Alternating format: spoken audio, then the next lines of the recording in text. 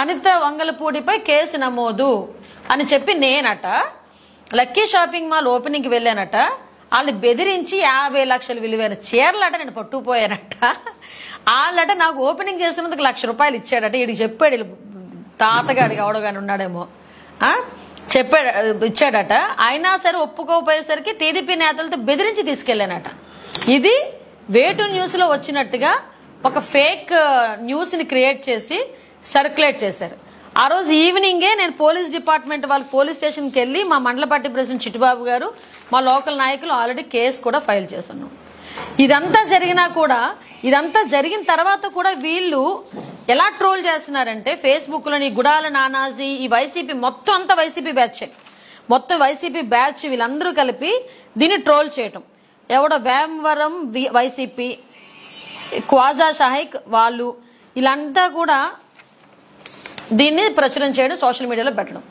మొన్నే సజ్జల భార్గవ రెడ్డి ఇలా గుండెల మీద చేసుకొని మరి చెప్పాడు, మాకు ఎట్టి పరిస్థితుల్లోని ఆడవాళ్ళ మీద మేము సోషల్ మీడియాలో తప్పుడు కథనాలు మేము ప్రచురించము, అలాంటి సంస్కృతి మాకు లేదు అని సజ్జల భార్గవ రెడ్డి గుండెల మీద చేసుకొని మరి చాలా యాక్టింగ్ చేసి మరి చెప్పాడు. అలాంటి వాడు మరి ఈ రోజు ఏ సమాధానం చెప్తారు?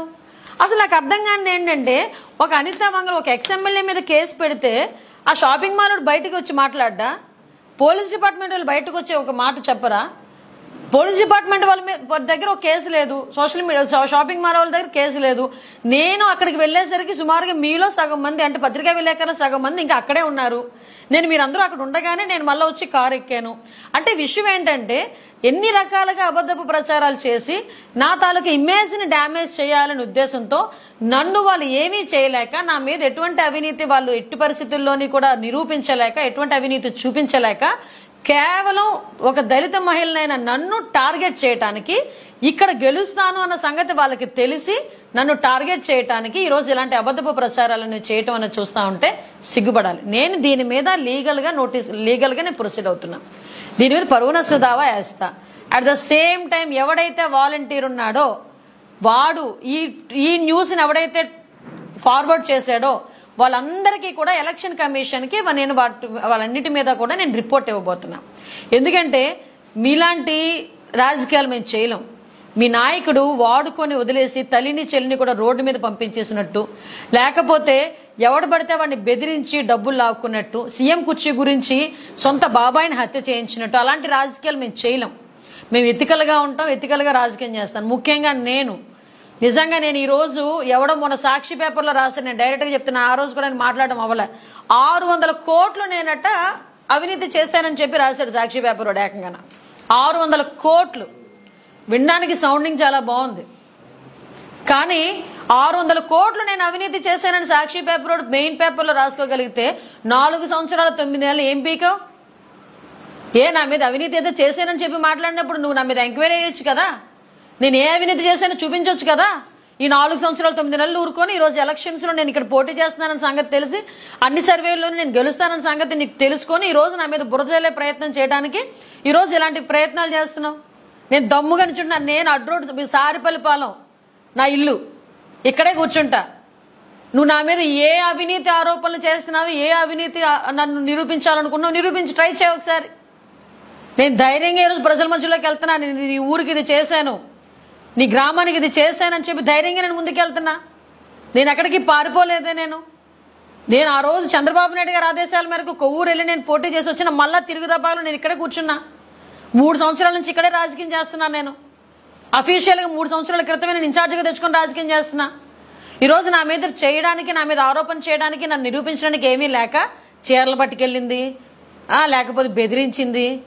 ఏదైనా కొంచెం ఆలోచన చేసి చేయండి, ఎవడైనా నమ్మేటట్టు చేయండి. అంతే తప్పించి ఎవడు అంటే మనిషి నోటికి అన్నం తినేవాడు ఎవడు దీన్ని నమ్మడు.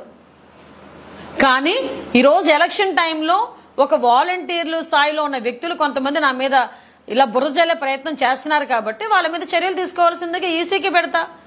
ఒకటి చెప్తున్నా వాలంటీర్లకి కూడా, ఈరోజు మీరు వాలంటీర్లు మీరు ఏదో అనుకుంటున్నట్టున్నారు. ఈ 5 సంవత్సరాలు అయిన తర్వాత కనీసం మీరు రెజ్యూమ్ లో రాసుకోవడానికి వాలంటీర్ ఉద్యోగం ఇస్తే అని రాసుకుంటే మీకు జీవితాలు కూడా ఉండవు. లేకపోతే ఏ ఉద్యోగానికి వెళ్ళాలన్నా ఈ 5 సంవత్సరాలు చేసిన మీ వాలంటీర్ ఉద్యోగానికి ఏదో జగన్మోహన్ రెడ్డి మీకు 5,000 ఇచ్చాడు. నిన్న మొన్న మీ అందరికీ తెలిసిందే, ఇక్కడ లోకల్ ఎమ్మెల్యే కూడా ప్రతి ఒక్క వాలంటీర్కి 5,000 పంచాడు. ఆ సంగతి ఏదో పేపర్లో చూస్తే కాదు, వాలంటీర్లో చెప్తున్నారు బయటకు వచ్చి మాకు 5,000 ఇచ్చారని. ఆ 5,000 కక్కుర్తిపడ్డారంటే మీ జీవితాలు నాశనం అయిపోతున్నాయి. ఎందుకో తెలుసా, ఈ 5,000తో అయిపోయింది. రేపు పొద్దున్న వాలంటీర్ అని పేరు చెప్తే కనీసం ఏ కంపెనీ వాడు కూడా మీకు ఉద్యోగం కూడా ఇవ్వడానికి సిద్ధపడట్లే. ఈరోజు మీరు అంత చించుకుంటున్నారు. ఈరోజు మీ మీద ఎవడో ఒక కేసు పడితే రేపు పొద్దున రక్షించేవాడు ఎవడో ఉండట్లేదు మీకు. కాబట్టి ఇప్పుడు ఆల్రెడీ ఎలక్షన్ కోడ్ వచ్చింది. యాజ్ పర్ ఎలక్షన్ నామ్స్ ప్రకారం మీరు కూడా పనిచేయండి. అలా ఉంటే ఫర్దర్గా మీకు ఒక భవిష్యత్ అయినా ఉంటుంది. లేదు జగన్మోహన్ రెడ్డి గురించి మేము గొడ్లు చింపేసుకుంటాము, మేము నోటుకొచ్చినట్టు మాట్లాడతాము, నోటుకొచ్చినట్టు రాస్తాము అనుకుంటే కనుక డెఫినెట్గా మీ జీవితాలు పనంగా పెట్టే పరిస్థితి మాత్రం కనిపిస్తుంది. ఎందుకంటే మీరు రేపొద్దున్న ఏ జాబ్ చేయాలన్నా కూడా మీ మీద పడ్డ కేసుల వల్ల మీరు జాబ్స్ కూడా వెళ్ళలేరు. నేను మీకు ఒక అక్కగా చెప్తున్నా, మీకు ఒక సొంత అక్క అయితే ఎలా ఉండి చెప్తే మీకు బుద్ధి చెప్తుందో అలా నేను చెప్తున్నా. దయచేసి మీ పని మీరు చేసుకోండి, అంతే తప్పించి పాలిటిక్స్ చేయకండి.